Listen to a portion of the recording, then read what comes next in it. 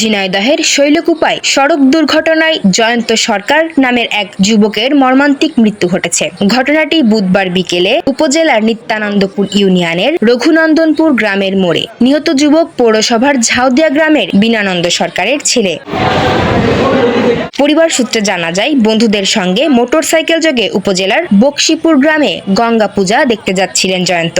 মোটরসাইকেলটি তিনি চালাচ্ছিলেন। পথে রঘুনন্দনপুর গ্রামের মোড়ে পৌঁছালে নিয়ন্ত্রণ হারিয়ে সড়কের পাশে থাকা একটি গাছের সঙ্গে ধাক্কা লাগে। এতে তিনি ছিটকে পড়ে গুরুতর আহত হন। পরে বন্ধুরা তাকে উদ্ধার করে উপজেলা স্বাস্থ্য কমপ্লেক্সে নিয়ে গেলে কর্তব্যরত চিকিৎসক তাকে মৃত ঘোষণা করেন। এ ঘটনায় নিহতের পরিবার ও এলাকায় শোকের ছায়া নেমে এসেছে। আমরা তিনটে গাড়ি একসাথে যাচ্ছিলাম হাট ফাজিলপুরের উদ্দেশ্যে।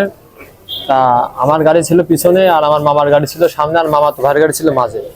তা আমাদের রানিং ছিল প্রায় 30-35। তা একটা মোড় পার হওয়ার সময় সে মোড়টা কন্ট্রোল করতে পারেনি, একবার এসে করে গেছে, সাথে একবারে মেরে দিয়েছে। মেরে দিলে তার দাঁত মাত ওখানে ফেটে ওখানে এঁটে গেছে।